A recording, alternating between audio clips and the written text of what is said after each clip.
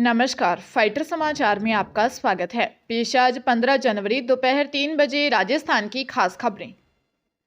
राजस्थान में भजनलाल शर्मा के नेतृत्व वाली बीजेपी सरकार के 17 मंत्रियों को राजकीय आवास आवंटित हुए हैं। राजस्थान सरकार के सामान्य प्रशासन विभाग ने इस संदर्भ में आदेश जारी किए हैं। गजेंद्र सिंह खींवसर को 18D civil line, Babulal Kharadi को 383A civil line, Madan Dilawar को 380 सिविल लाइन, जोगाराम पटेल को 382 सिविल लाइन, सुरेश सिंह रावत को 385A civil line, Avinash Gehlot को 383 सिविल लाइन, जोगाराम कुमावत को 385B civil line, Kanhaiyalal Chaudhary को 18A civil line, Gautam Kumar Dutt को 381 सिविल लाइन, छाबर सिंह खर्रा को 18C सिविल लाइन में सरकारी बंगले आवंटित किए गए हैं। हालांकि पीसीसी चीफ और विधायक गोविंद सिंह डोटासरा व सचिन पायलट का बंगला अभी किसी भी मंत्री को आवंटित नहीं किया गया है।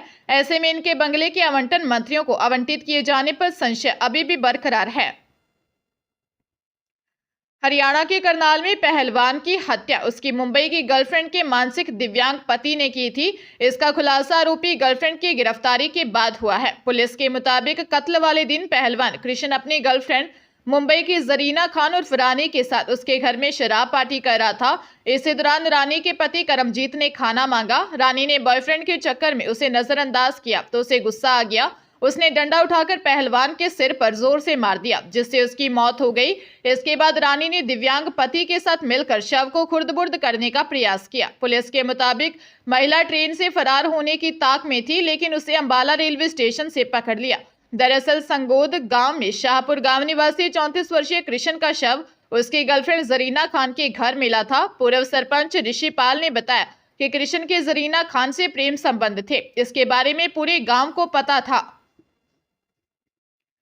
हनुमानगढ़ में तहसीलदार की एक फोटो पर विवाद छिड़ गया है। तहसीलदार ने फेसबुक अकाउंट पर हथियार के साथ फोटो शेयर की थी, जिसके बाद यूजर्स ने प्रशासन से उसकी गिरफ्तारी करने की मांग की। मामले में कलेक्टर ने प्रकरण की जांच एडीएम को सौंपी है। एसपी डॉक्टर अजीब पचार का कहना है, मामला पुलिस की जानकारी में आने से पहले कलेक्टर एडीएम हनुमानगढ़ को मामले की जांच सौंप चुके थे। अब जांच रिपोर्ट आने के बाद नियमानुसार कानूनी कार्रवाई की जाएगी। संगरिया तहसील के तहसीलदार विश्व प्रकाश चारण के हाथ में बंदूक लेकर खुद की फोटो फेसबुक पर शेयर की। कई सोशल मीडिया हैंडलर ने इसको सीएम को टैग करते हुए कार्रवाई की मांग की। इसके बाद जिला कलेक्टर कान्ना राम ने प्रकरण की जांच एडीएम हनुमानगढ़ को सौंपी है। तहसीलदार विश्व प्रकाश चारण 27 मई 2023 को बैठक के दौरान संगरिया के विधायक रहे गुरदीप शाह पीणी को गेट आउट कहकर चर्चा में आए थे।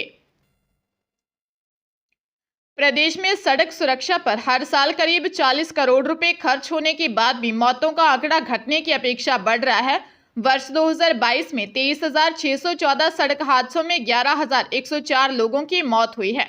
अब वर्ष 2023 में यह आंकड़ा बढ़कर 24,705 हादसों में 11,762 लोगों की जान गई है। यानी वर्ष 2022 की अपेक्षा वर्ष 2023 में 658 लोगों की अधिक जान गई है। हादसों में 1,091 और घायलों 748 की बढ़ोतरी हुई है। बढ़ते सड़क हादसों की समीक्षा के बाद लगता है कि इन पर लगाम लगाने के लिए काम करने वाली पुलिस और परिवहन फेल साबित हो रहा है। आंकड़ों का आकलन किया जाए तो हर दिन 67 सड़क हादसों में 32 लोगों की मौत हो रही है, वहीं 63 घायल हो रहे हैं। यह स्थिति तो तब है जब केंद्रीय सड़क सुरक्षा एवं राजमार्ग मंत्रालय ने पहले 2020 तक प्रदेश को मौतों में 50% की कमी का टारगेट दे रखा था। कमी नहीं हुई तो अब 2025 तक 50% कमी करने का टारगेट दे रखा है। सीएम भजनलाल शर्मा भीलवाड़ा में आयोजित हो रहे हरित मेले में पहुंचे। यहां उन्होंने मेले का अवलोकन करते हुए हरित संगम को जरूरी बताया। उन्होंने पर्यावरण बचाने की अपील भी की।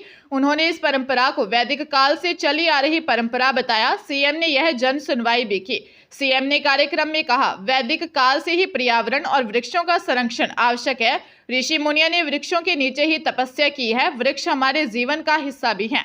वृक्षों को संवर्धन, संरक्षण, परोपकार का कार्य है। वनों के बिना पर्यावरण संरक्षण संभव नहीं है। हरित संगम में जन जन में जागृति आएगी।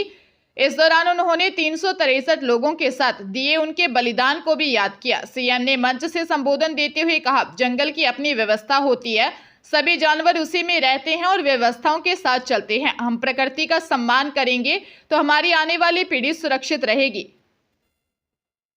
सीकर के लक्ष्मणगढ़ इलाके में दर्दनाक हादसा हुआ। अर्टिगा गाड़ी डिवाइडर को पार करते हुए सड़क के दूसरी तरफ चल रही बोलेरो कार से जा भिड़ी। हादसे में दोनों गाड़ियों के ड्राइवरों समेत 7 लोगों की मौत हो गई। 5 लोगों ने मौके पर ही दम तोड़ दिया, जबकि इलाज के लिए सीकर ले जाते समय एक महिला की रास्ते में मौत हो गई। वहीं देर रात एक महिला की जयपुर में इलाज के दौरान मौत हो गई।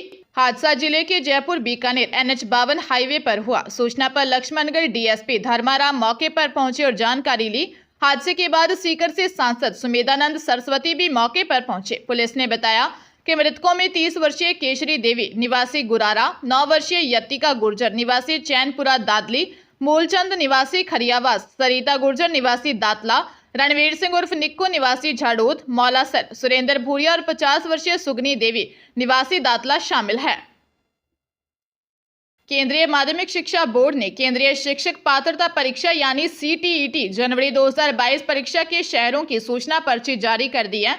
जिन अभ्यर्थियों ने CTET के लिए आवेदन किया है वे आधिकारिक वेबसाइट ctet.nic.in पर CTET 2024 परीक्षा सीटी स्लिप डाउनलोड कर सकते हैं। इसके लिए उन्हें पंजीकरण संख्या, जन्म तिथि और सुरक्षा पिन की आवश्यकता होगी। शिक्षक पात्रता परीक्षा 21 जनवरी को 2 पारियों में होगी। पहली पारी सुबह 9:30 बजे से दोपहर 12 बजे तक और दूसरी पारी दोपहर 2:30 बजे से शाम 5 बजे तक आयोजित की जाएगी। लुधियाना में गिल नहर के नजदीक जनता कॉलोनी में एक सैदी ज्वेलर पर लुटेरों ने धावा बोल दिया। बदमाशों ने दुकान के अंदर ही दुकानदार को गिराकर मारपीट की, जिसके बाद बदमाश दुकान से काले रंग के बैग में सोने चांदी के आभूषण भरकर फरार हो गए।